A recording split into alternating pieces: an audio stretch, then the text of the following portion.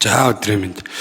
За энэ хууль тогтоомжийн тухай хуулийн нэмэлт өөрчлөлтийг үзэл баримтлалын хувьд дэмжиж байгаамаа.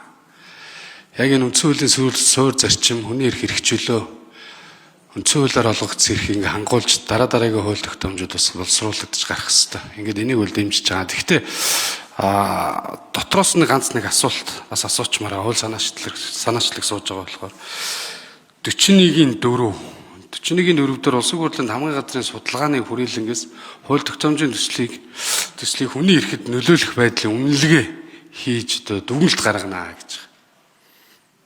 Тэгэхээр энэ одоо манай их хурлчин өөрөө бас хууль зүйн байнгын ороотой, хүний эрхийн дэд хороотой байдаг. Тэгэхээр энэ юу н зарчмын үе зөв юм уу буруу юм уу? Нэгдүгээрт.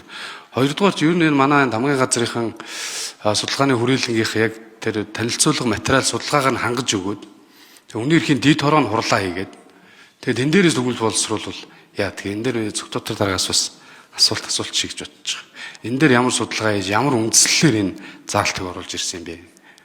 Нэг бид түрүүн бас их хурлын бас хамгийн газартай холбоотой олон юм дээр дүгнэлт гаргаад ирэхээр сүүлдээ нөгөө дүгнэх субъектүүд нэмэгдээд байх тусам асуудал ингээд их хурлын гишүүд хүртэл мэдээллүүд их зөрүүтэй орж ирээд байгаа ийм хандлагууд гарч ирээд байгаа.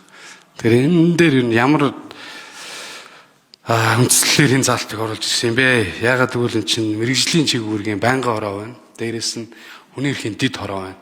Эндээс дүгнэлт гараад оруулж болох бололцоо байсан уу байгаагүй. Энэ очротгош юм л да. Нэг нь хуулийн төслийг өргөн барих процесс төр хийгдэж байгаа зүйл нь. Одоо хүний эрхийн зөрчил үүсгэж байгаа хэсгээр үнэлгээ өгөх асуудал. Таны ярьж байгаа бол хуулийн төсөл өргөн баригдаад улсын хурлд орж ирээд хууль зүйн байнгын ороо, хүний эрхийн дэд хороо гээд яг дотоод нөгөө бүтцийн дагуу явах процесс. Ийм ялгаа байгаад байна. Цогтоотор дарга нэмж хариулах уу? За цогтоотор шүү. Энэ дээр бас нэг ач холбогдол юм баамаа гişүнэ. Юу нөгөө хууль зүйн байнгын ороо хүний эрхийн дэд хороо чи өргөн барьсан төслөө өөрсдөө хилцэх, өөрийнхөө хилцэх гэж байгаа юмыг өөрөө судлаад өөртөө барих болчиход байна л да. Тэгэхээр эний чинь нөгөө бүрдүүлбэр нь заавал судалгааны академик шинж чанартай судалгаа хийгдэх хэрэгтэй болоод байна шүү дээ. Тэгтэл нөгөө манай байнгын ороо дэд хороо чи улс төрийн байгууллага байхгүй. Бид нар яаж ч хичээгээд тэнд хичнээн академич суугаад энэ бол улс төрийн шийдвэр гарна.